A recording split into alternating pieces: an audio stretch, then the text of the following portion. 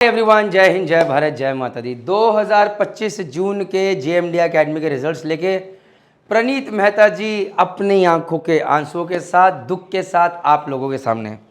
Reflect, improve, achieve. मुझे कई बार लगता है मेरी टीम मेरे से डरती है और मेरे से कहती है, सर आप दुनिया के पहले कोचिंग इंस्टीट्यूट देखे हो जो कि अपनी बदनामी खुद ही करता है या अपने दुखों को आगे लगता है, वरना लोग तो हल्ला मचाते हैं मार्केटिंग का। अगर ऑल इंडिया रैंक 5 किसी और के तो हल्ला मचाता, और आप कहते हो ऑल इंडिया रैंक 5 क्या है, ऑल इंडिया रैंक 8 क्या है, 12 क्या है, आपको पता नहीं क्या चाहिए। ये वीडियो जो लोग देख रहे हैं उनके लिए भी है, और जो लोग मेरी टीम वाले हैं जो कई बार मेरे को क्वेश्चन करते हैं उनके लिए भी है। क्योंकि मेरा हमेशा से मानना है, जब तक आप ये नहीं मानोगे कि आप में कमी है, आप एक्सेप्ट नहीं करोगे, आप इम्प्रूव नहीं करोगे। और एक्सेप्ट का मतलब ये होता है कि जब मैं जो चीज़ कह रहा हूँ तो it has to be honestly told to the team as well as everybody. ये वीडियो जब मैं बनाता हूँ तो ये एक संदेश मेरी टीम को भी जाता है कि अगर खराब होगा या खराब लगेगा या जो भी होगा, प्रणीत मेहता भैया बिंदास यूट्यूब पे बोलेगा। जब आपका काम अच्छा होता है तो बोलता है, जब खराब लगेगा तो बोलेगा। तो लेट्स स्टार्ट। आपका नहीं, हमारा गाइस। क्योंकि अगर रिजल्ट खराब हैं तो वो हमारे यहाँ एज ए लीडर मैं और प्रवीण सर उसकी पूरी रिस्पॉन्सिबिलिटी लेंगे। अच्छा है तो हाँ, it's a team work. But having said that, चलो टाइम वेस्ट नहीं करते, शुरू करते हैं। और इस वीडियो के अंदर जानेंगे कि कैसे रिजल्ट रहे हैं, कहाँ कहाँ जेएमडी एकेडमी ने ख़राब किया है, कहाँ कहाँ वो अच्छा कर सकता था, और अब वो क्या चीज़ें करने वाला है। तो थोड़ा सा लंबा हो सकता है, दिल की बातें सुनना ज़रूर। तो इस बार यार 2 बच्चे थे जो मित्सुई ओएस को लाइन ज्वाइन करे। Mitsui is a very good Japanese company. जो बच्चे गए हैं इस कंपनी में, that is a fabulous company. बस कहानी खत्म है, अभी कहीं जाने की जरूरत नहीं है। प्रमोशंस थोड़े इसलिए, but very very good company. दिया माथुर, नंदिनी जी यहाँ गए हैं, दोनों ने MOL ज्वाइन किया है। ओके सॉरी, टॉम टैंकर्स के नितेश सिंह और यश ओबराय गए, दोनों ने टॉम टैंकर्स ज्वाइन किया है। यश तो 3-4 कंपनीज में सिलेक्ट हुआ था। स्कॉर्पियो के अंदर ये 4 बच्चे सिलेक्ट हुए, चारों ने कंपनी ज्वाइन करी है। BWLNG में सानिया कुमारी, इसके बाद मैंने छोटी सी रील बना के भी डाली थी, झारखंड की रहने वाली है। और इनका BWLNG में हुआ again a very very good shipping company like MOL, Tom tankers. मतलब ये वो कंपनीज़ हैं जो कि BSc में आती हैं, BSc नॉटिकल साइंस में, टॉप नॉच कॉलेजेस में। लकीली अगर DNS में आके ले रही है तो इन बच्चों का जैकपॉट लग रहा है, विच इज़ वेरी गुड। आगे बढ़ते हैं। सिनर्जी के अंदर हमारे 26 बच्चों की टोटल सिलेक्शन हुए थे, बट उसमें से 21 बच्चों ने डिसाइड किया कि हम सिनर्जी ज्वाइन करेंगे। बाकी ने जो डिसाइड किया आपके सामने आगे दिख जाएगा धीरे धीरे। एंग्लो ईस्टर्न में 5 out of 6 have joined Anglo eastern. जहाँ पर एक तरफ जेएमडी एकेडमी ने बाकी जगह अच्छा करा, तो मैं यार देखो, अच्छा आप देखो, मतलब 5 rank, 8 rank, 12 rank, 42 rank, 45 rank दिखानी है, दिखाओ। मैं आपको मुद्दे की चीज़ें बताऊंगा जिससे कि आपको स्टैट समझ में आए। तो ये पहली बार है जेएमडी एकेडमी के इतिहास में जहाँ पर इतने कम बच्चों ने एंग्लो ईस्टर्न ज्वाइन किया है। पहली बार 2017 से आज तक पहली बार। तो जब मैंने अपनी टीम को बोला कि भैया इतने कम बच्चे एंग्लो ईस्टर्न में, तो मेरी टीम ने बोला, सर हमारे बहुत सारे बच्चे फ्लीट में सिलेक्ट हो गए थे, हमने उनको बोला कि अब तुम मत दो ताकि बाकी बच्चे एंग्लो में चले जाएं, XYZ। मैंने बोला बिल्कुल मानता हूँ। मैंने बोला चलो एक काम करते हैं, ये देखते हैं कि कितने मेरे बच्चे एंग्लो का एग्ज़ाम दिए थे, उसमें से कितनों ने ऑनलाइन टेस्ट निकाला और फिर कितनों ने इंटरव्यू क्लियर करा। जब फाइनली स्टैट्स आए तो एटलीस्ट मेरी टीम ने माना कि नहीं, we could have done better, rather we should have done better. आगे बढ़ते हैं। तो यही जगह जहाँ पर मैं खुश नहीं हूँ। आगे बढ़ते हैं। अब नेक्स्ट देखो, खुश नहीं हूँ बोल रहा हूँ, अगले साल देखेंगे। फ्लीट मैनेजमेंट में टोटल 16 बच्चे हैं आउट ऑफ 29 जिन्होंने फ्लीट मैनेजमेंट ज्वाइन करा है। DMECO के अंदर ये 7 बच्चे सिलेक्ट हुए, जिसमें से 6 बच्चों ने DMECO ज्वाइन करा है। MSc के अंदर टोटल 51 स्पॉन्सरशिप्स मिली है, 36 बच्चों ने MSc ज्वाइन करा उसमें से। PIL 2 बच्चों ने ज्वाइन करा है, 4 का सिलेक्शन हुआ था। जैसे कि आप देखेंगे दिया माथुर, इनका MOL होता है, MOL चली गई, तो 2 बच्चों ने ज्वाइन करा है। मस्क BSc नॉटिकल साइंस में 31 बच्चों का सिलेक्शन, लेकिन 13 बच्चों ने ज्वाइन करा है। मस्क BTech में 7 बच्चों का सिलेक्शन हुआ, लेकिन 5 बच्चों ने ज्वाइन करा है। Eastern Pacific again a good company, इसके अंदर 6 बच्चों का सिलेक्शन हुआ, 4 ने ज्वाइन करा है। 6 की 6 लड़कियां थी, इसमें से जैसे दिया माथुर मुझे सामने दिख रहा है कि ये मित्सी में सिलेक्टेड है, और भी कोई लड़की कहीं सिलेक्टेड होगी, तो 4 बच्चों ने ज्वाइन करा। ये भी बहुत अच्छी कंपनी है, मैं आपको बता दूं। BSM के अंदर 1 बच्चे ने ज्वाइन कर रहा है आउट ऑफ 5 जिनका सिलेक्शन हुआ है वहाँ पे। ग्रेट ईस्टर्न के अंदर ने 9 बच्चों ने ज्वाइन कर रहा है आउट ऑफ 14 जितनों का स्पॉन्सरशिप मिली है। वॉलम्स के अंदर ही हैज़ ज्वाइन वॉलम्स, एक ही बच्चे का हुआ, उसने वॉलम्स ज्वाइन करा है। IMEC के अंदर 4 बच्चों का सिलेक्शन हुआ, 1 बच्चे ने ज्वाइन करा है।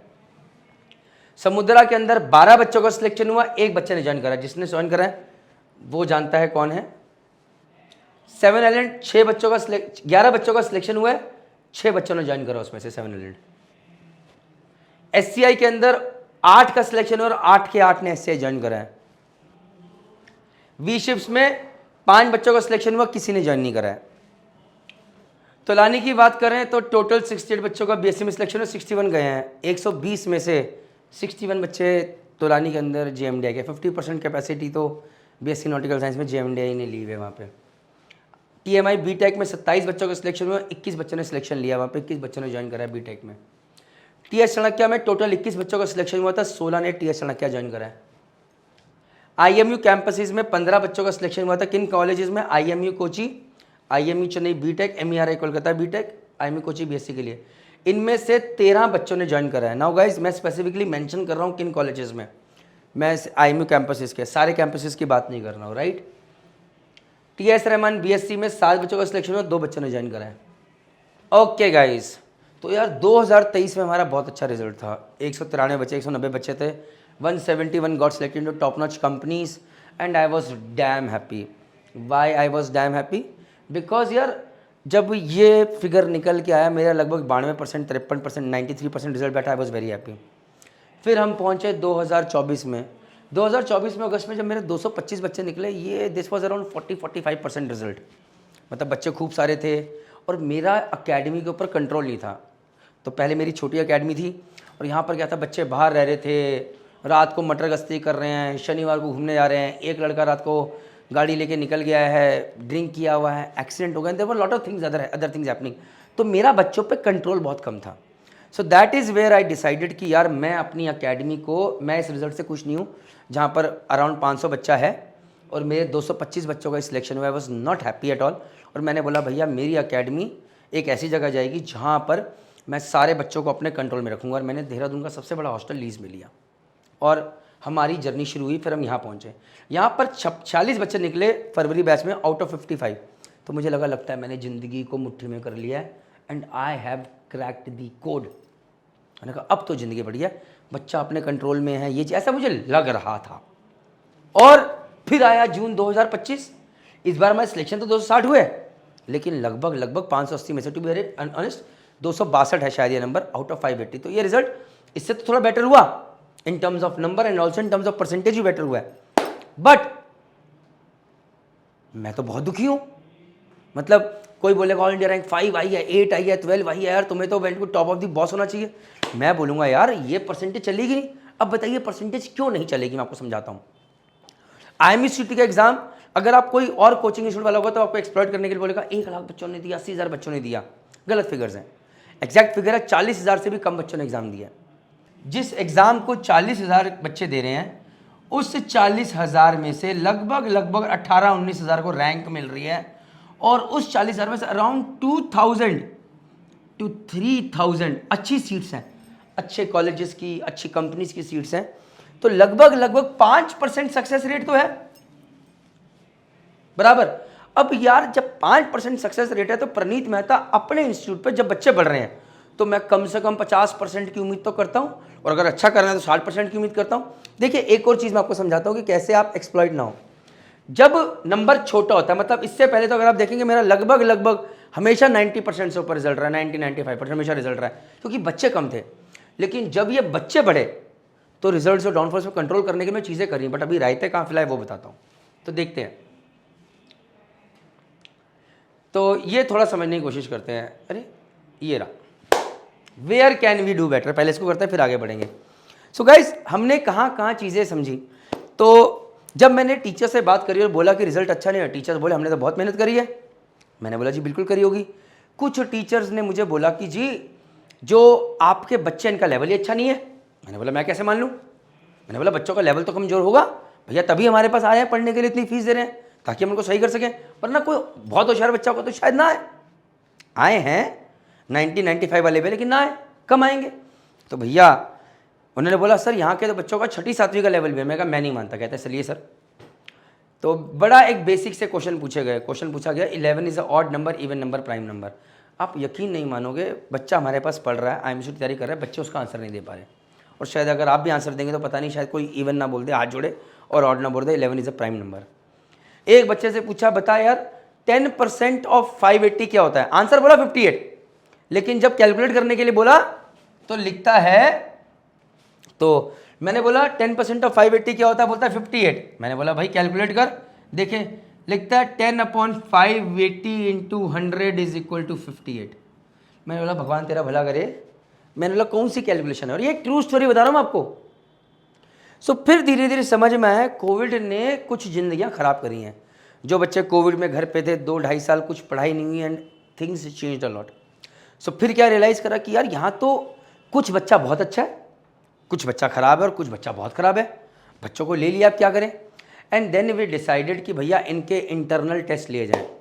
तो अब इंटरनल टेस्ट लिए गए, इंटरनल टेस्ट लिए गए बिल्कुल बेसिक स्टैंडर्ड्स पर। फिर average, above average, below average और वीक सेक्शन के अंदर बच्चों को बांटा गया, उनके बैचेज बनाए गए।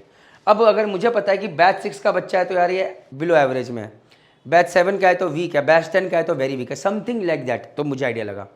और दूसरी बात है, अब आपने सुना होगा यार, वो डॉक्टर्स नहीं होते पुराने ज़माने के, झोला छाप डॉक्टर्स, MBBS डॉक्टर्स, तो वो क्या करते थे? बीमारी कोई और दवाई एक ही होगी। हम भी पहले यही कर रहे थे, हम भी सीख रहे हैं ना यार। तो मतलब सारे बच्चे मतलब मिक्स है, जो पहले आगे इस बैच में चला गया, जो पहले आगे इस बैच में चला गया। लेकिन अब जब बच्चे बड़े तो हमें समझ में आया कि इनको बंटवारा करने के बाद अगर अबव एवरेज का बच्चा तो उसका सिलेबस अलग ड्यूरेशन का चला गया, उसका टेस्ट पैटर्न अलग तरीके का होगा।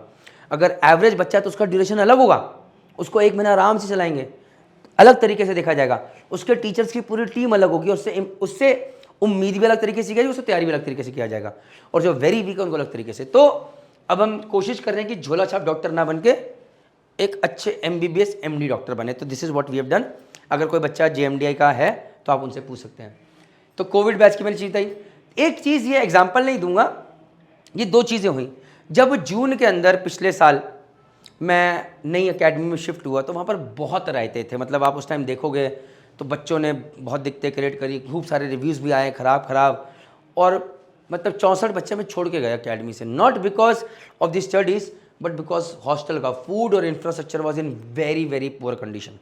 मतलब बहुत बुरा हाल था। अब तो माता रानी की बहुत कृपा है। मैं तो जून से सितंबर में, आप सोचिए आप एक ऐसी बिल्डिंग में शिफ्ट हो रहे हैं जो 2 से 3 साल तक बंद पड़ी थी, और वहाँ पर जब कर रहे हैं तो टीचर्स भी कह रहे हैं सर कहाँ लेकर आ गए, क्या हुआ, क्यों किया। बट स्लोली वो वाकई चैलेंजिंग था।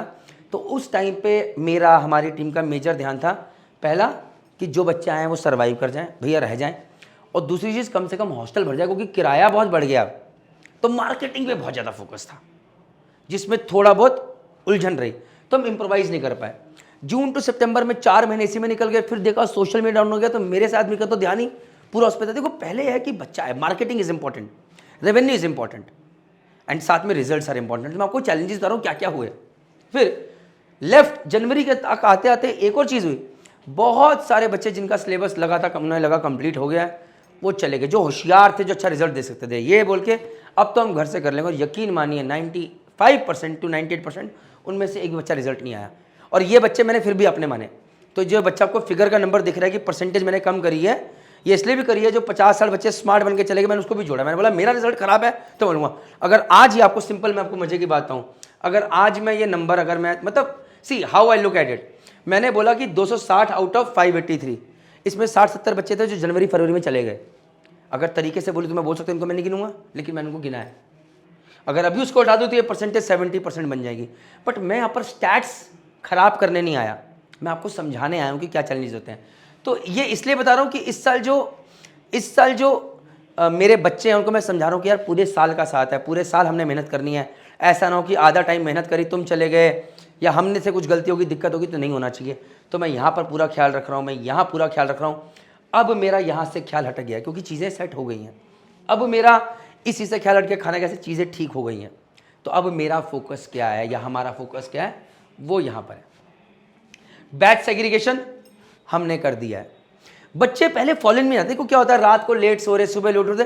तो वाकई पिछले पूरे साल मेरे हॉस्टल में चाहे हम जितना मर्जी टाइट रखे, but the kind of discipline that I wanted was not there. Specially बच्चा रात को लेट सो रहा है, सुबह लेट उठ रहा है, रात को लेट सो रहा है, सुबह लेट उठ रहा है, सुबह फॉलन में नहीं आ रहा, मौज मस्ती चल रही है।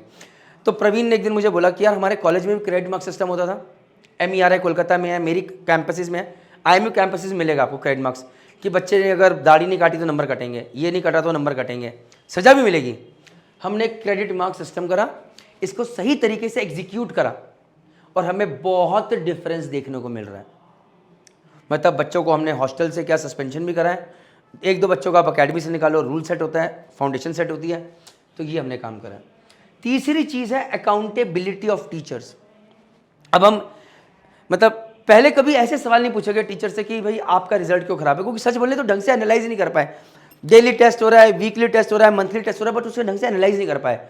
अब हम पूरी टेक्नोलॉजी लेकर आ रहे हैं जहाँ पर हमें एक शीट के ऊपर दिख जाएगा कि यार यहाँ पर टीचर की तरफ से कमी है, यहाँ पर बच्चे की तरफ से कमी है। जहाँ पर बच्चे की तरफ से कमी है और बच्चे को टाइट कर दो ताकि नहीं तो रिजल्ट खराब नहीं हो तो भैया अकेडमी से निकाल दो, और अगर टीचर की तरफ से तो भैया then we have to take action on the teachers as well. So ये कुछ चीज़ें हैं जिसको लेके मैं बदलाव लेकर आया और अभी हम लगे हुए हैं। मैं ये बिल्कुल नहीं कहूँगा आई एम हैप्पी, यार इस रिजल्ट के बाद मैं कैसे हैप्पी हो सकता हूँ। मैं ये कहूँगा कि I will keep trying till the time we really have those results that I want. So having said that, बस मैं last but not the least एक चीज़ कहना चाहूँगा। अगर कोई ये कहता है कि भैया कभी कभी आंखों से आंसू निकलने में अच्छा लगता है, अगर कोई ये कहता है कि प्रणीत सर आपका रिजल्ट अच्छा नहीं, मैं कहूँगा बिल्कुल नहीं, तुम क्या बोलते हो मैं बोलता हूँ। ऑल इंडिया रैंक 5 को मैं कुछ नहीं मानता, 8-12 कोई फ़र्क नहीं पड़ता। अगर 260 बच्चे निकले हैं तो कम निकले हैं, मैं बिल्कुल बिंदास बोलता हूँ। और अब की बार अच्छे रिजल्ट्स आने चाहिए, डैश डैश डैश, जो कि मेरे बच्चों को पता होना चाहिए, मेरी टीम को पता होना चाहिए। हल्ला मचा के कोई फ़ायदा नहीं है। नहीं आएगा तो फिर यहीं पर खड़ा होकर माफ़ी मांगूंगा, गलती मानूंगा और फिर सुधार करूँगा, क्योंकि मेरा मकसद ये है कि मैं अपनी कमियाँ बताऊँ, एक्सेप्ट करूँ और इनको इम्प्रोवाइज़ करके बेटर करने की कोशिश करूँ। Last but not the least, एक चीज़ अच्छी लगी अभी एक वीडियो पे, कभी कभी लगता है देखो बहुत गालियाँ पड़ती हैं, बहुत लोग बहुत कुछ लिखते हैं, लेकिन कभी कभी ये मुझे नहीं पता निकुंज कुमार कौन है, थैंक यू वेरी मच ने लिखा है, a very great and humble person accept his mistake and finding out the solutions at ground level makes him perfect as well as a worthy teacher. I would like to join after my class 12 board exams in 2026। See guys, thank you very much Nikunj ये मानने के लिए। मैं आपसे कहना चाहता हूँ JMDI academy is far from perfect. अगर हम एक्सेप्ट नहीं करेंगे कि हम खराब हैं, हम कभी अच्छे बनेंगे नहीं, और एक्सेप्ट करना ज़रूरी है हम किसी चीज़ में। सो अगर कोई कहता है मार्केटिंग में अच्छे हैं, थैंक यू वेरी मच, हम मानते हैं हम अच्छे हैं, राइट। कोई कहता है कि आपके अब उसमें हॉस्टल में डिसिप्लिन सॉलिड हो गया है, मैं बिल्कुल मानता हूँ सॉलिड हो गया है। कोई अगर बोले कि आपके बच्चों को फायर एक्सटिंग्विशर्स ये सब चीज़ें पता है, हाँ जी बिल्कुल पता है। कोई अगर ये बोले कि सर अकेडमिक्स में अभी आप लैग कर रहे हो, मैं कहता हूँ आपसे वादा करता हूँ मुझे 2 महीने का टाइम दीजिए, यही मेरे बच्चे पॉजिटिव वर्ड ऑफ माउथ दे रहे होंगे। क्योंकि बच्चा जो है ना आपकी अकेडमी का, वो आपका अगेंस्ट नहीं होता, उससे बस वो जूस निकाल के देना, उसे वो भरोसा दिलाने कि हम तेरे साथ खड़े और वो चीज़ हम करते रहेंगे। जय हिंद, जय भारत, जय माता दी, टेक केयर, बाय। अगले साल फिर मिलेंगे, अगले साल फिर मिलेंगे। रोते हुए मैं हमेशा मिलूंगा, मैं पहले बता दूं, मैं कभी खुश नहीं हो सकता। अगर रिजल्ट इससे बहुत बेटर हो तब भी मैं अपनी कमियां बताता आपको और मैं बताता चला जाऊंगा।